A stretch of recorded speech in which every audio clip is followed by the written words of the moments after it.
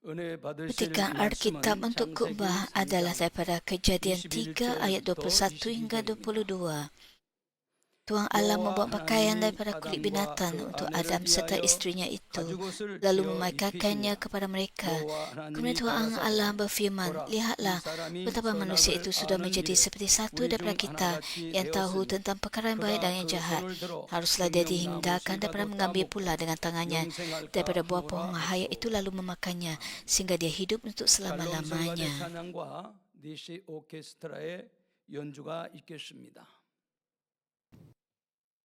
사랑하는 성도 여러분, Saudara dan saudari yang saya kasih dalam Tuhan Yesus, semua anggota Mami dari Gereja Cawangan dan Gereja Tempatan, penonton GCN dan semua anak Tuhan menghadiri ibadat ini dalam talian.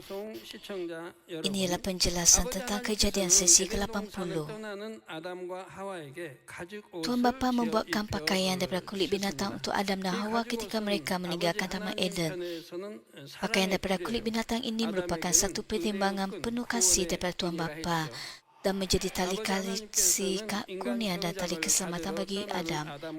Tuhan Bapa memberikan tanda kasih kepada Adam dan Hawa yang akan berangkat untuk menerima pemupukan manusia. Ini yang saya terangkan kepada anda dalam khotbah yang lalu. Sejak itu Tuhan menunjukkan tanda kasih kepada keturunan Adam. Walaupun ketika orang Israel berdosa dan meninggalkan Tuhan, Tuhan tidak pernah meninggalkan orang Israel. Seolah-olah Tuhan mempunyai kasih yang tidak berbalas terhadap orang Israel. Dia berusaha menyampaikan pesan kasihnya melalui para nabi. Izinkan saya menyebutkan beberapa contoh. Yesaya 49 ayat 15 hingga 16 menyatakan, "Dapatkah seorang perempuan melupakan anak yang disusuinya dan tidak menyayangi anak daripada kandungannya? Ya, dia mungkin akan lupa, tetapi aku tidak akan melupakan engkau. Lihat, aku telah melukiskan engkau di telapak tanganku. Tembok-tembok kotamu sentiasa ada di hadapanku."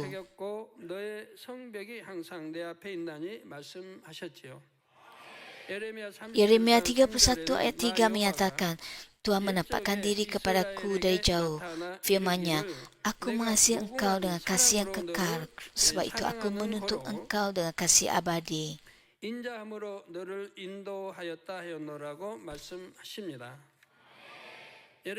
Yeremia 31 ayat 20 menyatakan, "Adakah Efraim itu anak kesayangan bagiku? Adakah dia anak emas? Kerana setiap kali aku mengencam dia, aku pasti terkenal lagi kepadanya. Itulah sebabnya hatiku rindu kepadanya. Aku pasti mengasihaninya." Demikianlah firman Tuhan.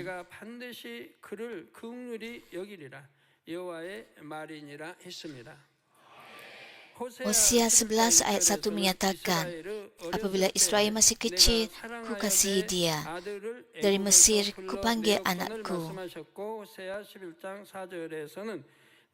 Dan Hosea 11 ayat 4 menyatakan, "Aku menarik mereka dengan pertalian manusia, iaitu dengan ikatan kasih. Bagi mereka, aku seperti orang mengangkat kuk daripada raham mereka. Aku berpaling untuk memberi mereka makan." Tuhan tidak hanya mengasihi bangsa Israel, Dia juga mengasihani bangsa-bangsa lain. Dia juga menunjukkan kasih-Nya bahkan kepada orang Asyur, musuh Israel. Dalam Yunus 4 ayat 11, Tuhan berfirman, "Jadi tidak patutkah aku menyayangi Niniwe, kota yang besar itu? Bukankah di dalamnya ada lebih daripada 120,000 orang yang tidak tahu membezakan antara tangan kanan dan tangan kiri? Malahan banyak pula haiwan ternakannya." Tuhan Yesus juga menyatakan betapa besarnya kasih Tuhan Bapa terhadap Israel. Dalam Matius 23 ayat 37, Yesus berkata, "Yerusalem, Yerusalem, kamu membunuh nabi dan merejam utusan Allah. Sudah berapa kali aku ingin mengumpul anak-anakmu seperti seekor ibu ayam mengumpul anak-anaknya di bawah sayapnya, tetapi kamu tidak mahu."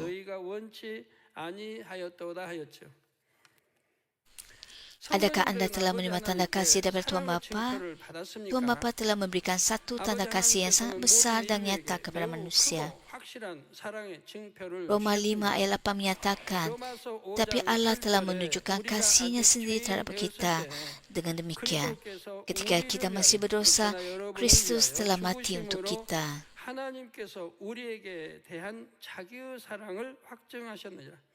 즉 하나님이 Tuhan 저나 sangat 여러분을 mengasihi kita 얼마큼 sehingga Dia memberikan 사랑하셨다고 anaknya 하는 Yesus 것을 sebagai korban 없앤다. untuk menebus dosa kita, 예수를 menghancurkan tembok dosa yang 한목제물로 memisahkan 드려주심으로 kita daripada Tuhan. 하나님과 우리 사이의 죄의 담을 Tuhan 헐기 위한 mengorbankan anaknya 한목제물로 melalui 이렇게 penyaliban. 드려주셨다 이 말이에요. 그래서 십자가에 Anaknya Yesus 천발에 dimahkotahkan dengan duri, dipakukan pada tangan dan kakinya, dan ditikam pada rusuknya sehingga menumpahkan air dan darah. 이렇게까지 Inilah bukti kasih Tuhan terhadap kita. 이렇게 희생하시면서 Dia mengasihi kita sampai 우리를 sedemikian 사랑하셨다. rupa. 이것이 바로 하나님이 우리를 사랑하시는 확증의 표라 이 말입니다. 얼마나 우리를 사랑하신다고 하는 거예요. 2000여 년 Yesus yang datang ke bumi sebagai penyelamat 2000 tahun yang lalu merupakan tanda kasih Tuhan kepada kita. Roh Kudus berterusan mengesahkan kasih Tuhan yang besar ini kepada kita.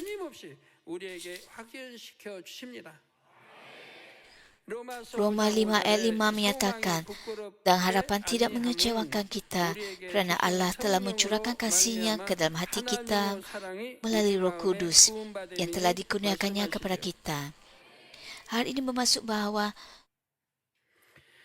Tuhan mencurahkan kasih-Nya ke dalam hati kita melalui Roh Kudus yang dikurniakan oleh Tuhan kepada kita. Sebenarnya, Tuhan Bapa memberikan kasih yang tidak layak untuk diterima oleh manusia. Anda semua diberkati kerana menerima tanda kasih daripada Tuhan Bapa dan Tuhan Yesus. Kasih itu tidak seharusnya menjadi dingin. Sebaliknya, kasih itu harus menjadi lebih hangat dan semakin berkobar-kobar sehingga hari Tuhan Yesus datang kembali. Semoga anda dipenuhi oleh kasih yang tidak dapat anda peroleh di mana-mana di dunia dan yang tidak dapat ditukar dengan apa-apa pun. Dalam nama Tuhan Yesus Kristus, saya berdoa. Sekarang mari kita teruskan kepada Kejadian 3 ayat 22. Ayat itu menyatakan, kemudian Tuhan Allah berfirman, lihatlah betapa manusia itu sudah menjadi seperti satu dengan kita, yang tahu tentang perkara yang baik dan yang jahat. Haruslah dia dihindarkan daripada mengambil pula dengan tangannya daripada buah pohon hayat itu, lalu memakannya, sehingga dia hidup untuk selama-lamanya. Ayat ini bermula dengan Tuhan Allah berfirman. Tetapi kemudian terdapat satu ungkapan, iaitu manusia itu sudah menjadi seperti satu daripada kita. Daripada ayat ini, anda dapat melihat bahawa tidak hanya Tuhan Bapa seorang. Terdapat banyak ayat lain dalam Alkitab yang menunjukkan perkara ini. Tuhan Bapa berbicara tentang Adam bersama Tuhan Anak dan Roh Kudus. Itulah sebab terdapat ungkapan seperti kita atau bersama dengan kita. Tuhan Bapa sangat mengetahui hukum yang sepatutnya diterima oleh Adam menurut keadilan sebagai bayaran atas dosanya. Namun begitu, Tuhan tidak mengusir Adam ke bumi dengan serta-merta. Tuhan Trinity berbincang bersama-sama. Demikianlah Tuhan Trinity memiliki sifat kemanusiaan untuk memahami hati manusia. Sudah tentu, mereka juga memiliki keilahian yang mutlak. Tambahan pula, Tuhan Trinity sentiasa bekerja bersama-sama. Tiada satu pun entiti daripada Tuhan Trinity bergerak sendirian. Tuhan Trinity dipisahkan daripada Tuhan Asal. Bukan hanya penampilan luaran, tapi kuasa, keilahian dan sifat kemanusiaan juga dibahagikan secara setara. Namun begitu bergantung kepada peranan masing-masing, nisbah keilahian dan kemanusiaan disahihkan dapat berbeza antara ketiga-tiganya. Tuhan Anak menzahirkan lebih banyak sifat keilahian berbanding sifat kemanusiaan jika dibandingkan dengan Roh Kudus. Hal ini juga bermaksud bahawa Roh Kudus menzahirkan lebih banyak sifat kemanusiaan berbanding Tuhan Anak. Walau bagaimanapun Tuhan Anak dan Roh Kudus ialah anak-anak Tuhan Bapa dan kedudukan mereka berbeza daripada Tuhan Bapa. Namun begitu, Tuhan Bapa tetap menganggap dan memperlakukan mereka sebagai entiti yang setara sebagai Tuhan. 동등한 하나님의 본체로서 Izinkan saya memberikan satu contoh. 한 가지 비유를 들어 설명해 Katakan anda 보겠습니다. ialah 만약 pemilik 여러분이 sebuah syarikat 한 dan anda 회사의 mempunyai 회장인데 2 orang anak lelaki. 여러분에게 두 아들이 있습니다. Setelah mereka membesar dan 이 두 berpengalaman, 아들이 mereka 장성하여 bersedia untuk 많은 menguruskan 경험도 syarikat 쌓았고 bersama ayah 회사 mereka. 경영을 함께 할 수 있는 Dengan 나이가 demikian, kedua-dua 되었죠. mereka menjadi pegawai 이렇게 두 eksekutif 아들도 yang 회사를 menguruskan 운영하는 syarikat. 이 사회의 일원이 Kemudian 되었습니다. satu peristiwa 이때 penting 회사에 berlaku dalam 중요한 일이 syarikat. 생겼습니다.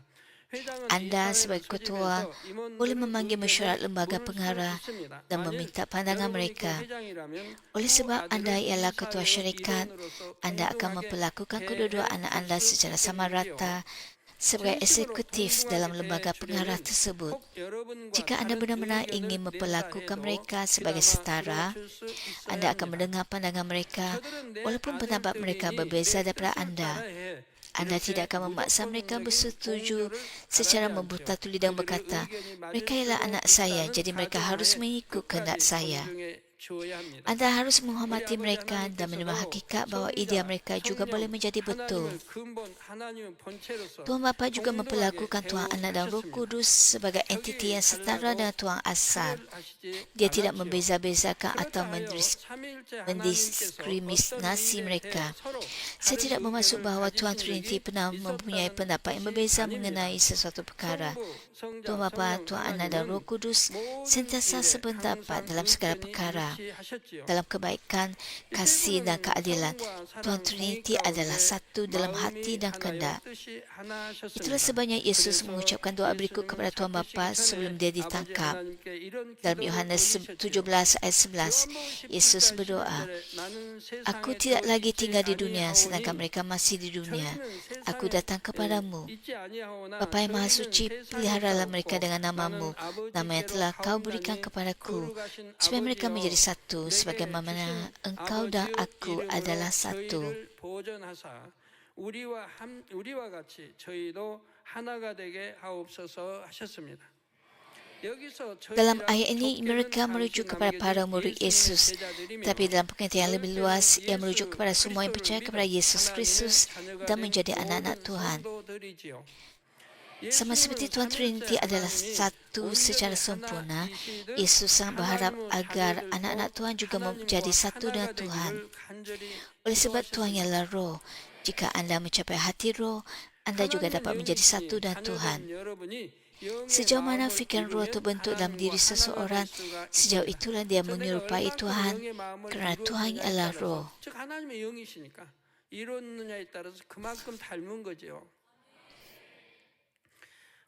Oleh sebab Tuhan adalah kudus, anda sebagai anak-anak juga harus menjadi kudus. Oleh sebab Tuhan adalah sempurna, kita juga harus menjadi sempurna. Oleh sebab Tuhan adalah suci, kita juga harus menjadi suci.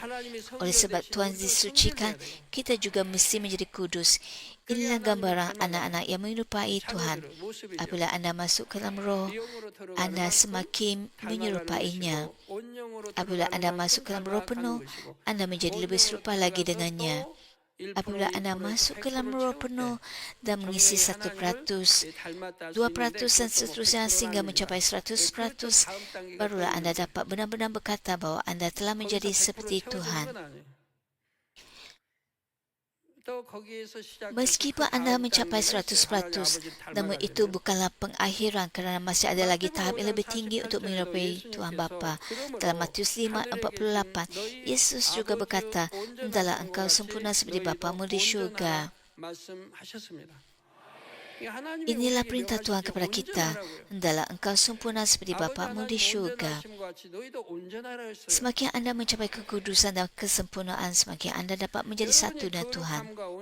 Jika anda berdamai dengan orang lain yang menyimpan daripada kebenaran, anda tidak bersatu dalam kebenaran. Perdamaian mesti dicapai dalam kebenaran.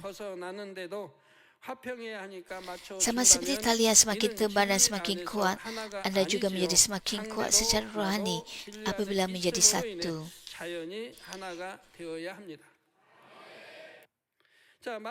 Tiada siapa dapat memutuskan anda, dan tiada orang yang mempunyai kekuatan untuk memaksa anda tersasar.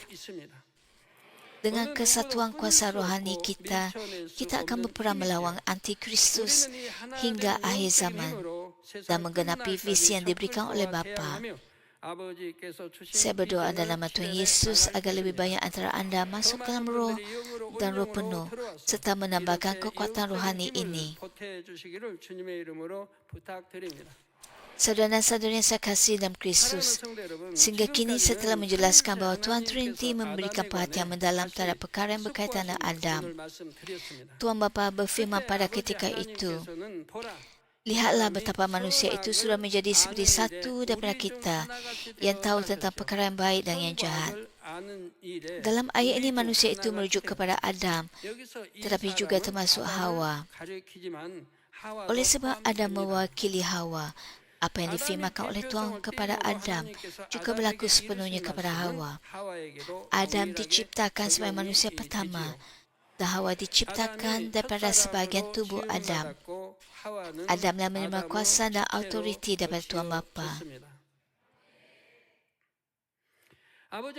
Kemudian apakah maksudnya bahawa Adam sudah menjadi satu daripada Tuhan Trinity, tahu tentang perkara yang baik dan yang jahat? Ayat ini bermaksud bahawa walaupun Adam dahulu hanya mengetahui perkara yang baik, kini dia mengetahui bukan saja kebaikan, tapi juga kejahatan. Adam sendiri ialah kebaikan dan tidak mengenal kejahatan. Tetapi setelah makan buah daripada pokok pengetahuan tentang perkara yang baik dan yang jahat, dia mula mengenal kejahatan. Tuhan Trinity sendiri ialah kebaikan, tetapi tetap dapat memahami kedalaman kejahatan. Dunia roh jahat pun tidak dapat meloloskan diri daripada kawalan Tuhan. Oleh itu, sama seperti Tuhan mengetahui kebaikan dan kejahatan, Adam kini juga mengetahui kedua-duanya. Namun begitu, tahap pengetahuan tentang kebaikan dan kejahatan itu adalah sangat berbeza. Untuk membantu pemahaman anda, izinkan saya menerangkan keadaan Adam. Adam diciptakan daripada debu tanah dan menjadi makhluk hidup melalui nafas hidup yang dihembuskan oleh Tuhan Bapa. Makhluk hidup itu ialah roh yang tidak sempurna dan tidak memiliki keilahian dan kemanusiaan seperti Tuhan Bapa. Kemanusiaan dimiliki oleh Adam sebagai makhluk hidup juga berbeza daripada kemanusiaan dimiliki oleh manusia jasmani sekarang.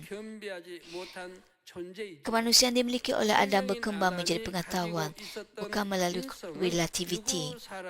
Adam memiliki pengetahuan dan kemampuan roh, tapi hanya sebahagian kecil berbanding dengan apa yang dimiliki oleh Tuhan Trinity. Ketika Adam makan buah itu, matanya terbuka kepada satu dunia baru yang tidak pernah diketahuinya.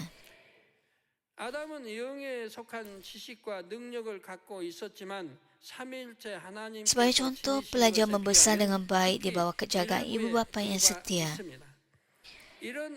Kemudian pelajar masuk sekolah menengah, kolej dan universiti, di mana mereka mula terdedah kepada dunia luar.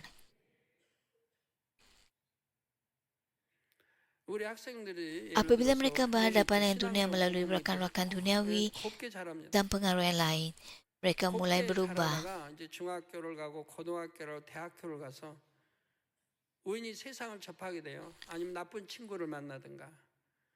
Imej mereka yang baik dan lembut mulai merosot menjadi sesuatu yang jauh berbeza. Mereka membuka mata kepada dunia baru. Tetapi dunia itu dikuasai oleh musuh, iaitu iblis.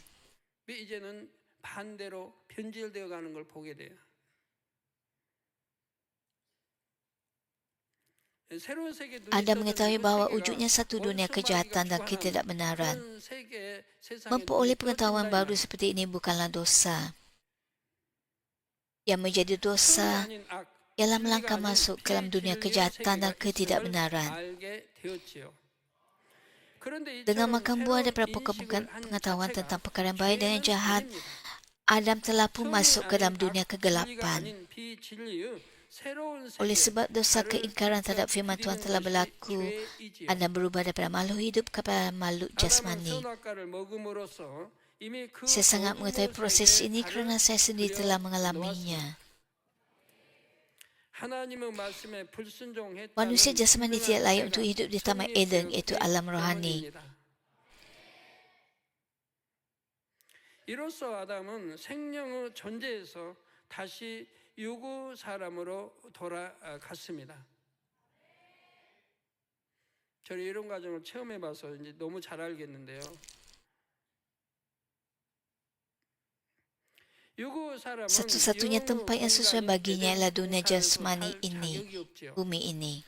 유구 사람이 지내기에 적합한 Oleh sebab Adam 공간은 diciptakan 유구 daripada debu tanah 세상이 di 이 bumi ini, 땅이기도 maka 합니다. apabila dia 이 kembali 땅에 kepada keadaan 흙을 jasmani, 취함받아요. 이렇게 bumi inilah 취임받았기 takdirnya. 때문에 육으로 돌아오게 되면 이 땅이 맞게 된다 이 말이에요.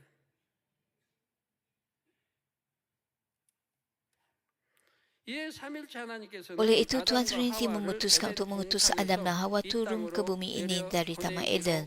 Dengan 하셨습니다. maksud inilah Tuhan berfirman, 이런 의도로 그가 haruslah 그의 dia 손을 dihindarkan 들어 daripada mengambil pula 생명나무 dengan tangannya 실과도 daripada buah 따먹고 pohon 영생할까 hayat itu 하노라 lalu memakannya 말씀하셨어요. sehingga dia hidup 물론 untuk 이 말씀은 selama-lamanya. 우리에게 생명나무 Sudah tentu 실과의 firman ini 효능을 juga memberitahu kita 알려주기도 tentang 합니다. keberkesanan buah daripada pokok 그러니까 hayat. 선악과를 따먹었을지라도 Maksudnya 생명나무의 adalah bahawa 과일을 meskipun anda 따먹게 되면 makan buah 다시 daripada pokok 영생한다 이 pengetahuan 말이에요. tentang perkara baik dan jahat, anda akan hidup selama-lamanya jika anda 그렇기 makan 때문에 buah 따먹지 daripada pokok 못하도록 hayat. Itulah 그래서 sebabnya Tuhan 제2의 menjadikan Adam 하늘에는 menjaga 제2의 bahagian 공간 timur Eden 하늘에는 sebelum dia jatuh ke dalam 바로 dosa 어둠의 untuk 세계가 menghalang 있고 kuasa kegelapan daripada 빛은 memakan buah daripada 에덴 pokok hayat 동산이 itu. 있고 그래서 경계를 해놨다 이 말이에요. Tuhan memberi Adam autoriti 종자의 untuk 경계를. menjaga timur Eden supaya 그러니까 syaitan tidak 아담을 dapat 지키겠다 memperoleh 이 pokok 말이에요. hayat. 아담을 지키게. 왜 지키게 Jika 할까요? syaitan mendapatkannya, syaitan dapat makan buah itu dan 하나님이 hidup 아담에게 selama-lamanya. 권세, 능력 이런 거 다 주셔 지배하고 다스리고 정복하고 이런 걸 주셔가지고 지금 동편을 지키게 했다면 에덴 동산을 지키게 했다면 즉 원수 마귀가 Sekalipun Adam 제2 berdosa, 하늘의 dia dapat 공중 memperoleh 권세자 hidup kekal 때문에 이 원수 jika dia 마귀가 makan buah daripada 편까지 pokok 들어오지 hayat. 못하도록 이렇게 권능을 줘서 지키게 했다 이 말입니다. 아니면 생명나무의 과일을 먹으면 영생하니까 원수 마귀도 그래서 지키게 했다 이 말이에요.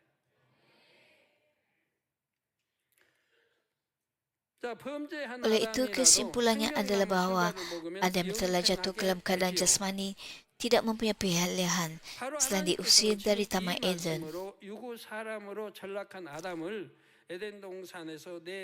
Adam tidak boleh menikmati hidup kekal di Taman Eden setelah melakukan dosa. Tetapi dia mesti pergi ke dunia jasmani, hidup mengikut aturan jasmani, dan akhirnya menghadapi kematian.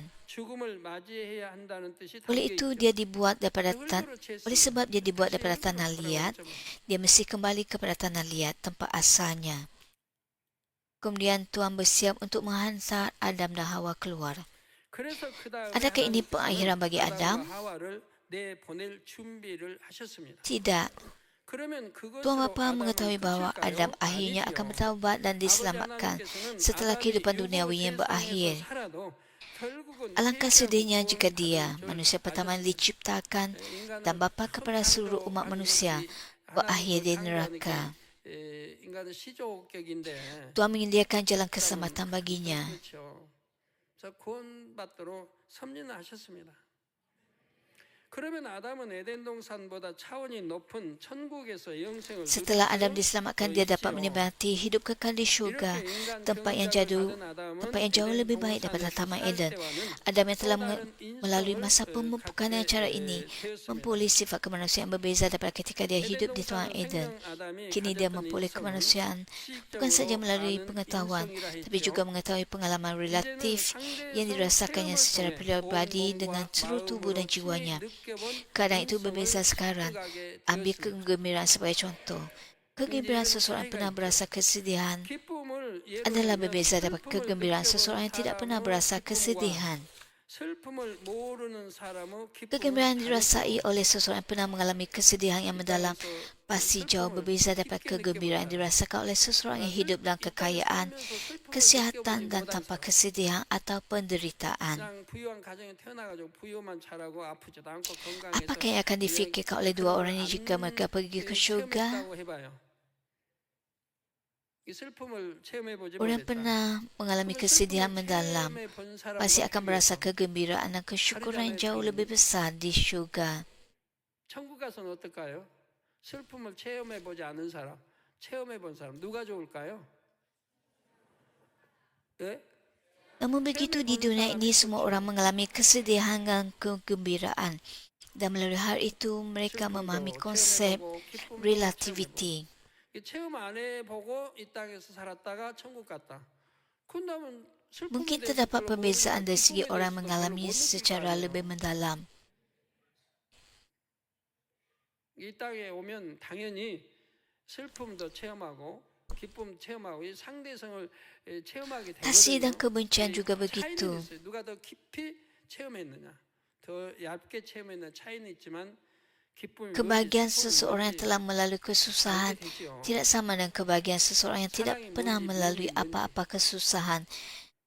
Berbeza dari segi 행복도 kedalaman 고난을 dan 겪어본 사람의 intensiti. 행복과 아무런 고난 Bagaimana 없이 pula dengan 지낸 kemanusiaan 사람의 행복은 Tuhan 그 깊이와 Trinity? 농도가 Marilah 다릅니다. kita membandingkannya dengan kemanusiaan dimiliki oleh 그러면 manusia 삼위일체 jasmani. 하나님의 인성은 어떠할까요? Kemanusiaan 누구 Tuhan ialah 사람이 kemanusiaan 가진 rohani yang 인성과 tergolong 비교해 dalam 보겠습니다. keilahian, 하나님의 manakala 인성은 kemanusiaan 신성에 manusia ialah 속한 kemanusiaan 영적인 jasmani. 인성이고 Hal ini 하나님의 agak 인성은 sukar, tapi cubalah 신성에 memahaminya. 속한 영적인 인성이고 사람의 Kemanusiaan 인성은 Tuhan ialah kemanusiaan 육적인 yang hanya 인성이라 mengamalkan 말할 수가 kebaikan 있지요. 좀 어렵습니다. sambil membezakan 그러나 antara 잘 yang baik dan 이해해 yang 주세요. jahat dengan 하나님의 sempurna. 인성은 선과 Dengan 악을 kata lain, 온전히 kemanusiaan Tuhan ialah 분별하시는 kemanusiaan 가운데 yang hanya melakukan 선만을 kebaikan 행하시는 dengan 인성입니다. mengetahui sepenuhnya tentang 그 kebaikan dan 하나님의 인성은 kejahatan. 선과 악을 온전히 분별하시는 가운데 온전히 다 분별하신다 이 말이에요. 그러면 선만을 행하시는 인성입니다. 반면 유고 Kemanusiaan 사람이 manusia ialah 가진 sifat yang 인성은 tidak dapat 선과 sepenuhnya 악을 온전히 membezakan antara yang baik dan yang jahat 분별하지 dan 못하는 digerakkan oleh 가운데 perasaan 기분과 serta 감정에 emosi. 이끌려가는 Seperti yang anda 인성이지요. tahu, ada 4 선을 tahap 한다기도 kebaikan. 선의 4단계가 Sukar 있잖아요. untuk mencapai tahap 그 keempat 4단계에 itu. 이르기까지는 Mencapai tahap 너무 kedua pun 깊죠, sudah 선이. dianggap satu 이 pencapaian. 선의 2단계에 있는 Dari 사람이 perspektif dunia, 대단해요. tahap pertama 2단계는 atau kedua 이방인들 kebaikan bahkan 봐서는 dianggap 선의 sebagai 1단계, 2단계도 pencapaian 대단해요. besar. 그러나 Tetapi dari 하나님 perspektif 편을 볼 Tuhan, 때는 hal ini 아니잖아요. belum cukup. 못해도 선의 Tuhan 3단계, mengiktiraf 4단계를 kebaikan tahap ketiga 근데 dan ke 1단계, 2단계도 atas. 대단해요, 선이. 이 사람이 3단계, 4단계를 어찌 알겠어요? Itulah sebabnya manusia di dunia ini sukar untuk membezakan kebaikan dan kebaikan tahap pertama serta kedua kelihatan hebat bagi mereka. Mari kita ambil kasih sebagai contoh. Tuhan mengasihi manusia begitu dalam sehingga dia menyerahkan anaknya tunggal. Kasih seperti ini ialah kasih yang paling agung daripada segala kasih. Kasih ini ialah kasih yang paling mendalam. Dia menunjukkan kemuncak kasih dengan memberikan segala-galanya. Sebaliknya manusia mengasihi perkara-perkara berubah dan binasa. Kasih rohani dan kasih badani adalah sangat berlawanan. Dan walau sedalam manapun kasih itu, kasih yang bersifat badani tidaklah istimewa. Kita sama sekali tidak boleh menjelaskan atau memberitakan kasih Tuhan dengan membandingkannya dengan mana-mana kasih lain. Kasih mana yang dapat dibandingkan dengan kasih Tuhan? Apabila anda mengenali kedalaman kasih Tuhan, anda tidak akan pernah takut kepadanya kerana dia ialah kasih. Anda sama sekali tidak boleh berbuat dosa. Seperti yang dicatatkan dalam 1 Yohanes, Anda sama sekali tidak boleh berbuat dosa.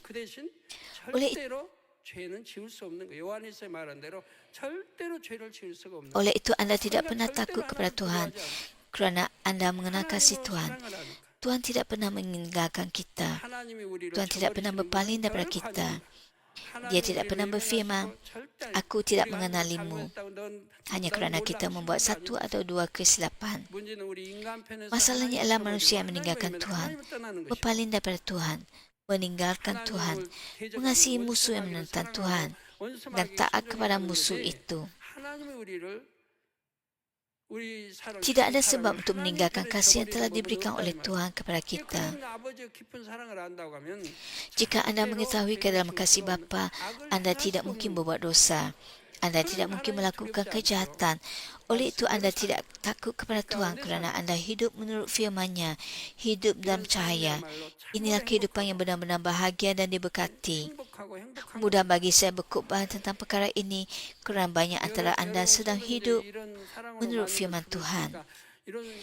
Manusia mengatakan bahawa mereka saling mengasihi, tapi mereka juga membenci apabila sesuatu tidak memenuhi kepentingan diri mereka. Itulah kasih badani. Mereka tidak mampu bertahan lama dan mudah marah.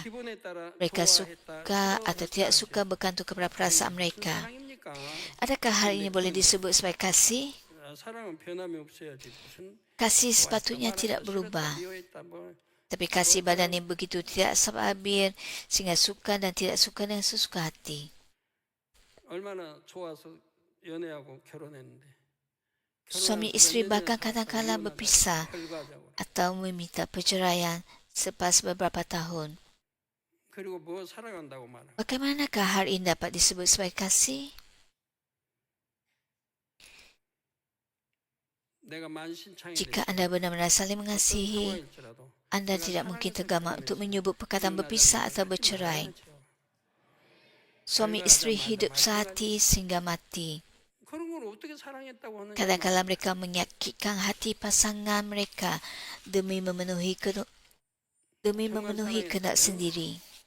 이혼하자 말 못하는 거고. Inilah kasih 별거 badani. 합니다. Tuhan mahu kita 말한 대로 memiliki kasih 검은 머리 rohani. 팥불이 될 때까지 한 마음으로 사는 거예요. 서로 믿고 의지하고.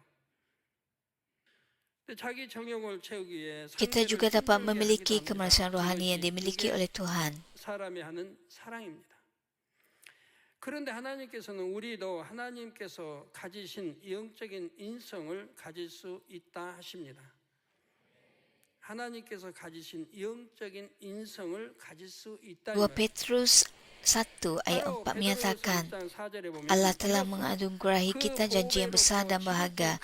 Melaluinya kamu akan mengambil bahagian dalam sifat keilahian Allah setelah menjauhi kebinasaan akibat hawa nafsu di dunia. 세상에서 썩어질 것을 피하여 신의 성품에 참여하는 자가 되게 하려 하셨으니라고 말씀하셨지요. Dia menjadikan kita orang yang mengambil bahagian dalam sifat keilahian. Apabila anda menanggalkan sifat badani dan memperoleh fikiran roh, anda akan memperoleh sifat Tuhan. Hal ini merupakan kehendak Tuhan. Tuhan tidak pernah berfirman bahawa kita tidak boleh menyerupai sifat keilahiannya. Dia sentiasa menggesa kita untuk menjadi seperti Bapa dengan berkata, kerana aku sempurna, jadilah kudus kerana aku kudus. Jadilah sempurna kerana aku sempurna. Jadilah suci kerana aku disucikan. Semua ini disebut dalam perjanjian lama dan perjanjian baru. Kemanusiaan kita diubah menjadi kemanusiaan rohani. Kita dapat semakin mendekati kemanusiaan Tuhan. Semakin dekat kita, semakin baik. Tuhan mahu anak-anaknya menjadi seperti Dia, Bapa kita. Dia tidak berfirman, kamu tidak boleh menjadi seperti aku. Kamu tidak dapat memiliki sifat keilahian seperti Tuhan. Kamu hanyalah manusia biasa. Tuhan memberikan anaknya tunggal supaya kita dapat menjadi sepertinya. Oleh itu semakin kita menyerupai Tuhan Bapa, hal itu semakin baik. 10%, 20%, 30%, 40%, 50%, 60%. Semakin banyak anda menyerupainya, semakin baik, bukan? Semakin anda menyerupai Dia 100% dalam roh, dan akhirnya anda masuk ke dalam roh penuh, adakah ini pengakhirannya? Tidak. Selepas itu pun anda harus menyerupai Tuhan lagi 1%, 2% dan seterusnya sehingga anda mencapai 100% dalam roh penuh. Dengan demikian, anda akan menjadi seperti Abraham, Elia, Henok dan Musa. Namun begitu, anda tidak dapat memiliki kemanusiaan sama dengan Tuhan. Hal ini kerana Tuhan memiliki kemanusiaan sama dengan kesempurnaan sifat keilahian. Kemanusiaan sempurna keluar daripada keilahian sempurna dan begitu juga sebaliknya. Oleh sebab manusia tidak dapat memiliki keilahian yang sempurna, maka kemanusiaannya juga tidak dapat menjadi sama seperti kemanusiaan Tuhan. Walau bagaimanapun, sejauh mana hatinya berubah menjadi roh, sejauh itulah dia dapat menerima sifat keilahian yang berasal daripada Tuhan. Sejauh mana sifat keilahian itu diterimanya, sejauh itulah kemanusiaannya turut berubah. Jika anda meneliti kehidupan Yesus yang dicatatkan dalam 4 Injil, anda akan memahami keilahian kemanusiaan Tuhan. Dia menunjukkan kuasa yang luar biasa, tapi dia tidak tidak menunjuk-nunjuk. Dia lemah lembut, tapi dia tidak bertolak ansur dengan kejahatan. Antara para bapa iman, Elia, Henok, Abraham dan Musa dipenuhi oleh sifat keilahian dan kemanusiaan yang berasal daripada Tuhan. Oleh itu Elia diangkat hidup-hidup dan Henok dapat berjalan bersama Tuhan bahkan di bumi ini. Abraham dipanggil sahabat Tuhan dan Musa berbicara dengan Tuhan seolah-olah dia berbicara dengan seorang sahabat. Mereka telah mencapai tahap roh penuh yang sangat mendalam, tapi anda juga dapat mencapainya. Alkitab tidak mencatatkan perkara yang mustahil berlaku. Apabila anda mencapai tahap ini, Tuhan Bapa akan merasa sangat gembira. Bukankah Tuhan berkenan dengan iman Abraham? Bagaimana pula dengan iman Henok? Bagaimana dengan iman Musa? Tuhan begitu berkenan kepada mereka. Tuhan pernah berfirman bahawa dia tidak akan menukarkan Musa untuk seluruh bangsa Israel yang keluar dari Mesir. Kita mesti memahami hati dan fikiran Tuhan. Mengapakah Tuhan lebih memilih Musa berbanding dengan orang Israel yang keluar dari Mesir? Ya, orang yang mencapai tahap roh dan tahap roh penuh ialah orang yang sangat berharga bagi Tuhan Bapa. Dia tidak akan menukarkan beberapa orang rohani dengan 100 atau 1000 orang yang lain. Betapa bahagianya mereka di hadapan Tuhan Bapa.